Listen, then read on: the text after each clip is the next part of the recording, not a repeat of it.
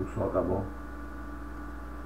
Paz do Senhor, irmãos, louvado seja o nome do Senhor Jesus. Aqui estamos nós outra vez, como fazemos toda semana, para trazer uma palavra de Deus ao seu coração.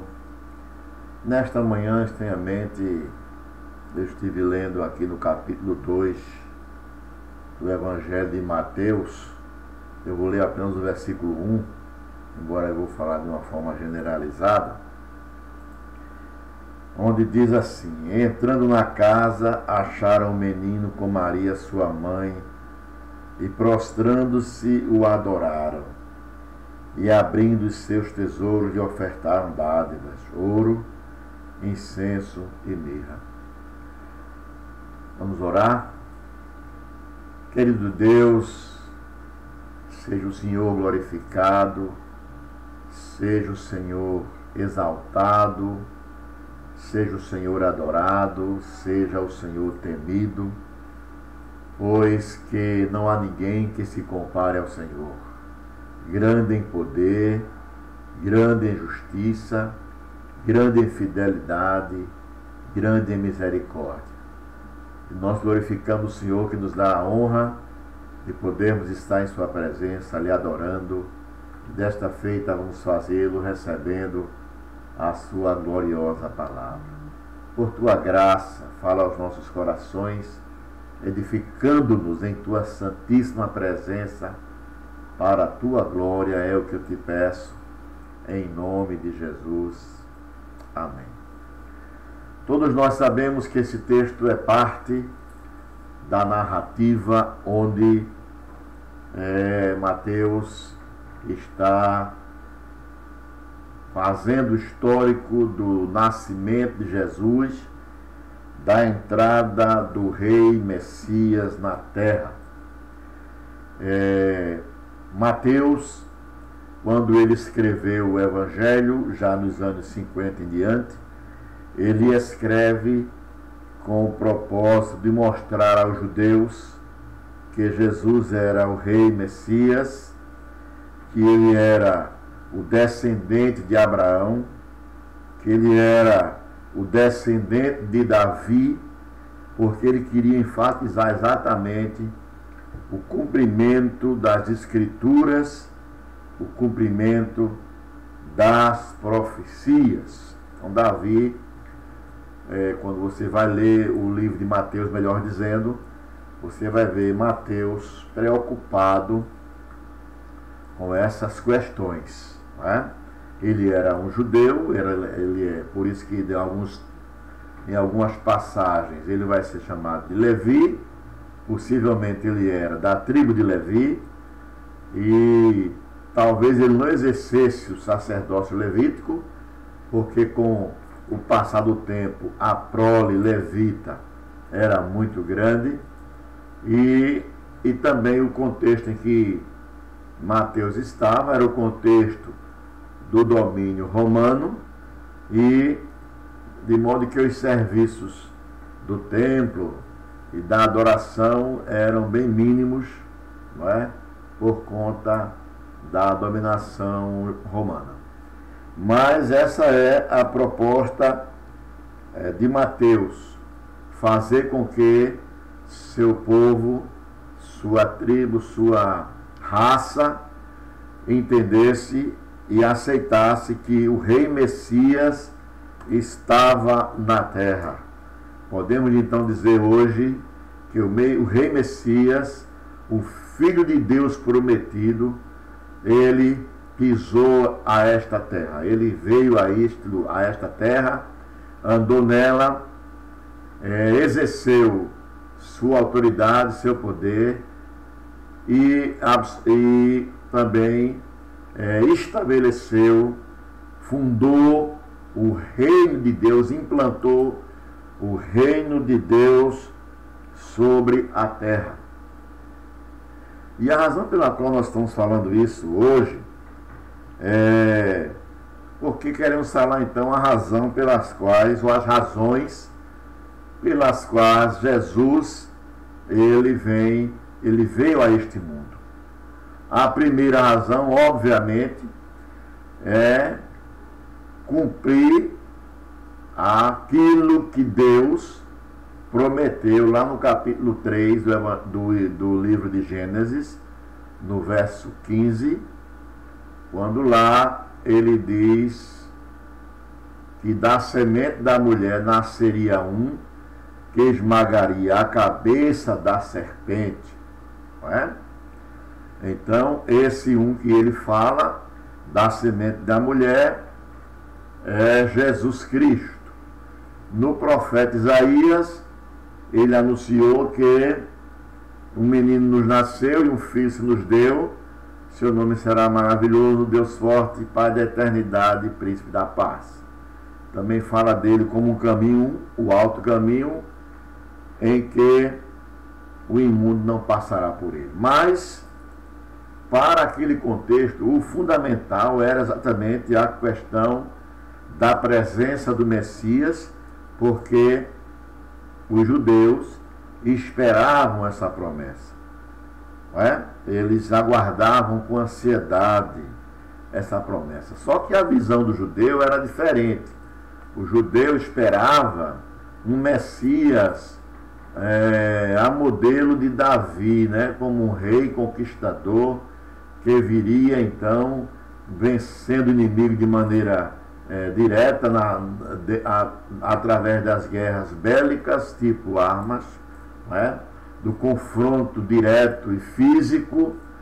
Enquanto eles não compreenderam que o reino que viria a ser implantado e do qual Deus falou desde a eternidade seria o reino de Deus, um reino de paz, um reino pacífico, um reino onde o próprio rei é quem vai trabalhar no caráter de seus súditos e formar esse caráter com seus ensinos, com sua palavra.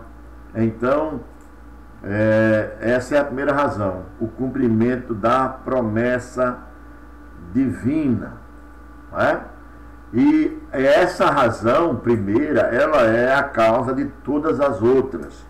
Como assim? Ora, a vinda de Jesus, ela vai trazer consigo algumas verdades que nós precisamos sempre nos lembrar, para que essas verdades nos fortaleçam, nos alimentem, nos edifiquem, nos dê forças para continuar caminhando. Entendamos que, como Jó disse, os planos de Deus jamais serão frustrados.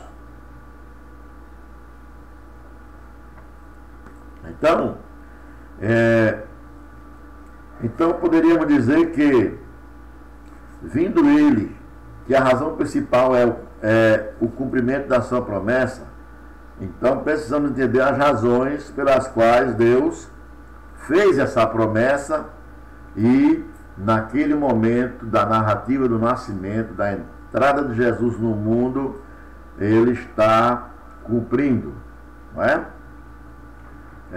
Jesus certa vez falou lá em Lucas 19:10, ele disse assim: o Filho do Homem veio buscar e salvar o que se perdeu. E na maioria das vezes, e obviamente está certo, nós entendemos que esse se perdeu, que Jesus veio salvar, é a humanidade, não é? É a humanidade que é a coroa da sua criação. E aí nós chegamos à conclusão seguinte: primeiro do que tudo, que nós precisamos, que eu quero que você entenda nessa noite, é isso: Deus não desiste da sua obra criada. Deus não desistiu daquilo que ele criou. Você não pode esquecer que quando o homem pecou, a terra também foi amaldiçoada, não é? E Deus, e é por conta dessa maldição sobre a terra que o homem sofre tudo que nós sofremos. Já temos dito isso várias vezes, né? O homem sofre tudo que nós sofremos: doença, morte, violência, perversão, tudo que você imaginar de ruim que nós temos que enfrentar neste mundo é causado pela maldição que a terra sofreu.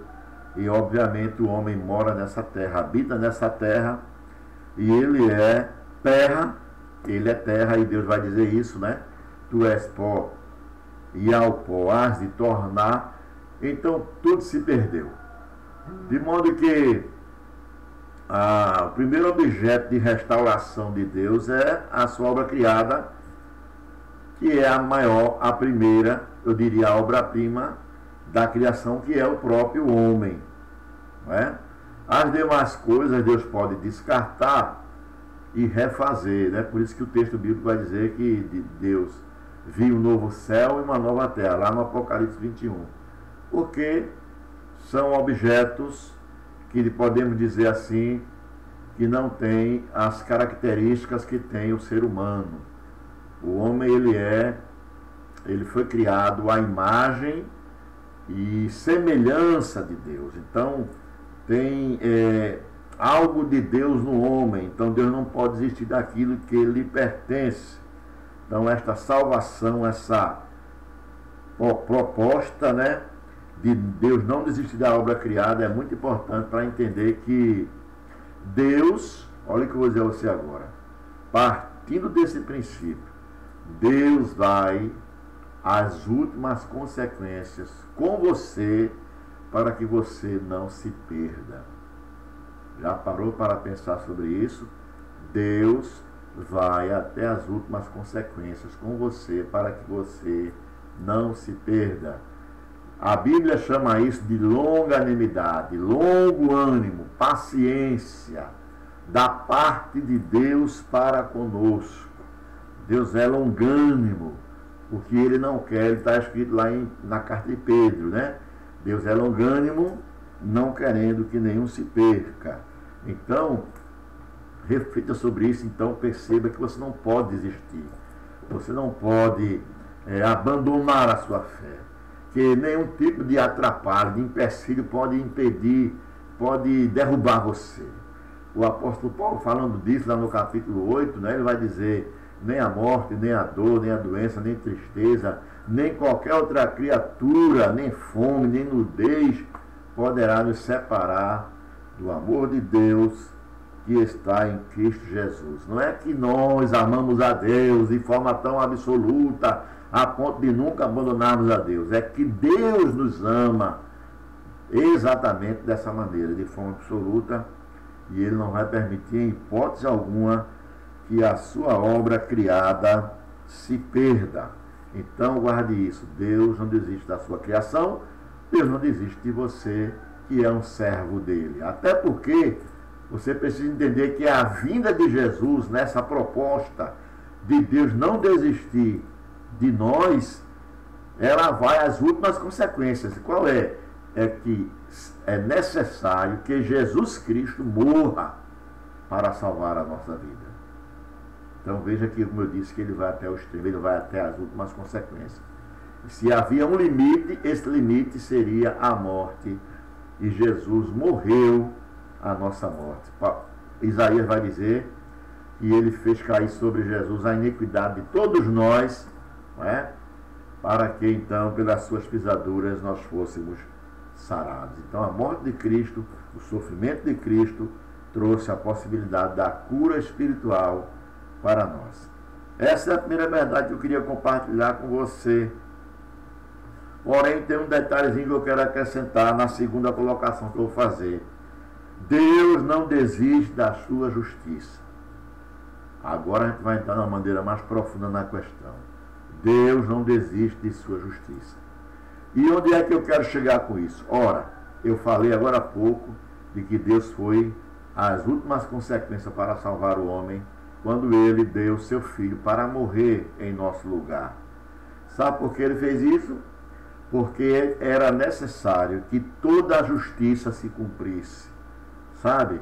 A Bíblia diz que o salário do pecado é a morte. Que todos pecaram e foram destituídos da glória de Deus. Então não tem como o indivíduo, não tem como o homem se reaproximar de Deus ou se reconciliar com Deus sem que ele sofra a justiça de Deus ou que ele alcance, vamos dizer assim, a justiça de Deus. E, obviamente, se nós pararmos para olhar para nós, nenhum homem consegue isso, alcançar a justiça própria ou alcançar a justiça de Deus, não é? Jesus então aparece e João vai dar a dica, né? Jesus vai dar a dica quando ele vai ser batizado, e João vai dizer a ele, João Batista: eu é quem devo ser batizado pelo Senhor, e o Senhor vem para que eu lhe batize. E Jesus então diz: deixa que seja assim, para que se cumpra toda justiça. Então Jesus se submete como homem a todos os parâmetros de um ser humano normal, sem contrariar em nada, a começar do seu nascimento. Por isso que eu li o texto lá do seu nascimento. Jesus não quebra nenhum protocolo de sua humanidade. Ele nasce como ser humano, nasce de mulher, e ele vai seguir todos os parâmetros de um ser humano para morrer exatamente como ser humano, para que nele se cumpra toda a justiça de Deus. E aí a gente vai encontrar pessoas nos dias atuais, não é?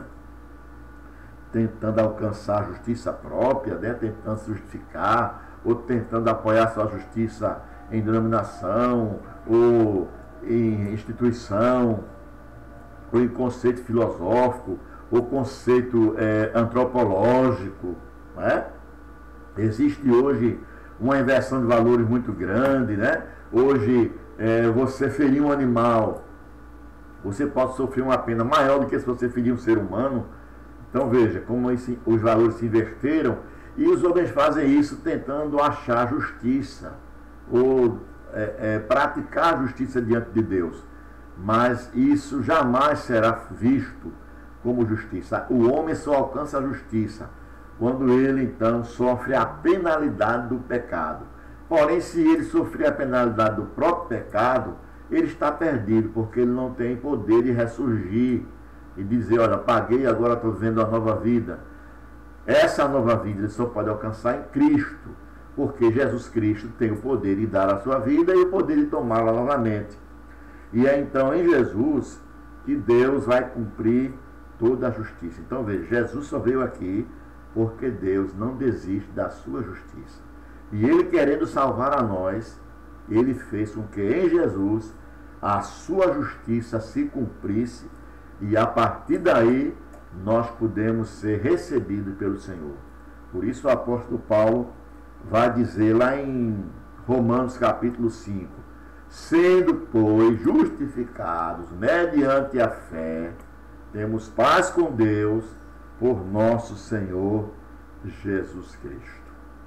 Então, desiste da justiça própria, desiste da justiça das obras, desiste das justiças antropológicas e apegue-se à justiça de Deus, que é Jesus Cristo, Jeová Tzidkenu, ou Yeshua Tzidkenu. O Senhor é a nossa justiça.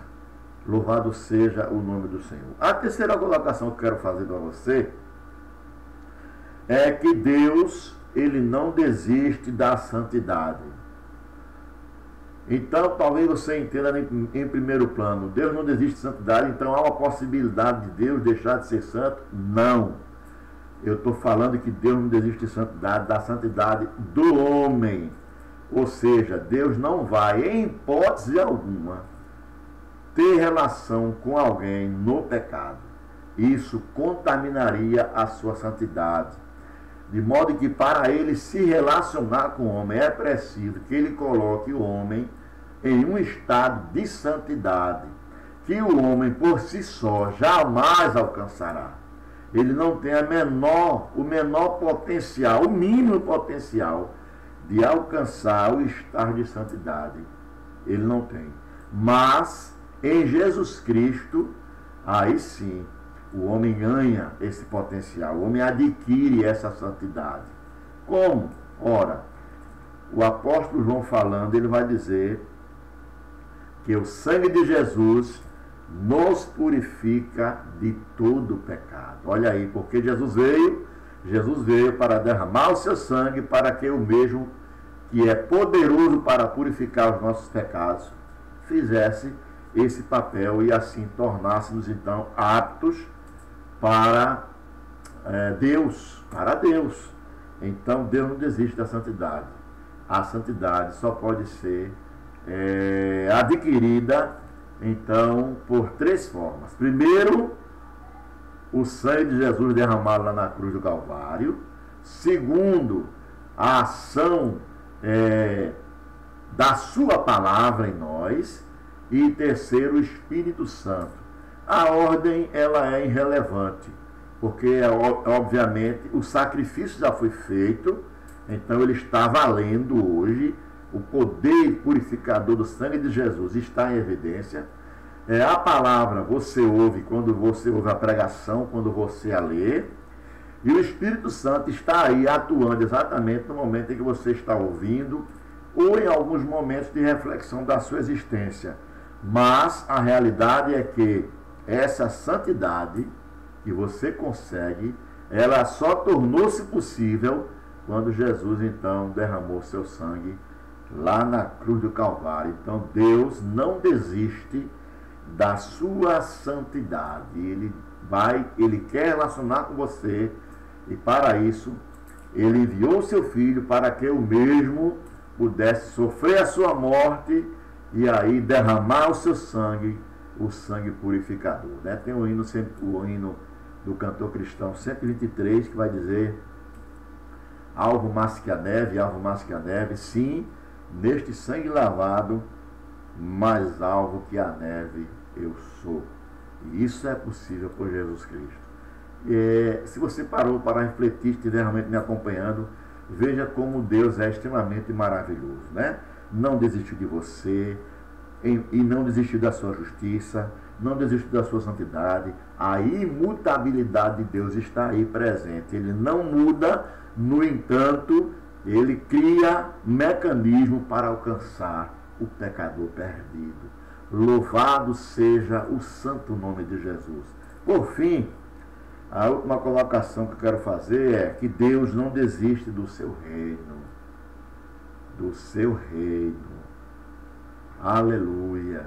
Quando o homem caiu, esta terra ficou sob o comando das trevas.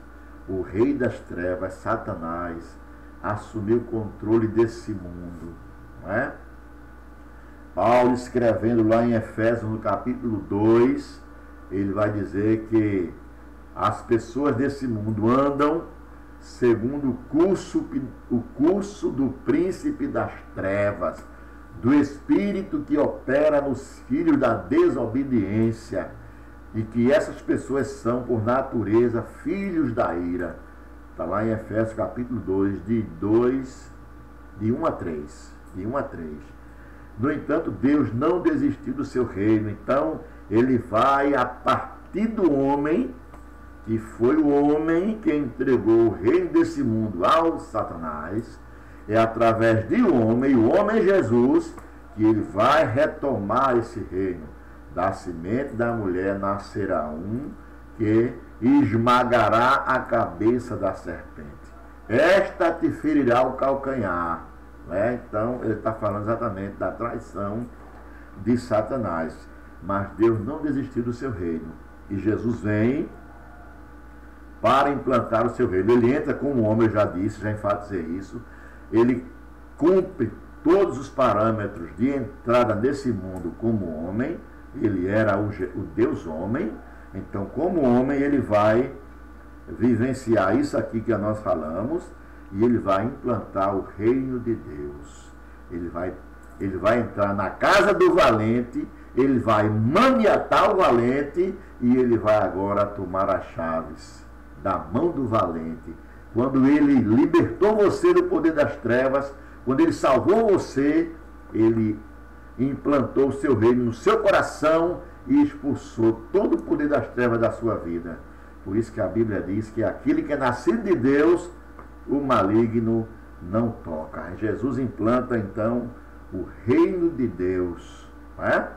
João Batista mandou perguntar a ele lá no cárcere, João Batista tem dúvidas, vivendo um momento crítico: és tu mesmo ou haverá de vir outro? E Jesus vai dizer: vai lá e diz a ele: olha, os cegos veem, os coxos andam, os paralíticos são curados, os leprosos são purificados, os endemoniados são libertos, e aos pobres é anunciado o evangelho do reino, as boas novas do reino. Deus não desiste do seu reino, Ele implantou o seu reino aqui, e Ele chamou você, chamou a mim, chamou a nós, para sermos parte desse reino. Louvado seja o nome do Senhor. Então, diante do que nós estamos ouvindo, diante desta palavra maravilhosa, que nós vemos então que o reino de Deus de fato está implantado aqui. Não importa o quanto a treva faça oposição, o quanto o inimigo se levanta, não importa se nós temos que passar dificuldades. Domingo nós comemoramos o dia da igreja perseguida. A igreja continua sendo perseguida todos os dias.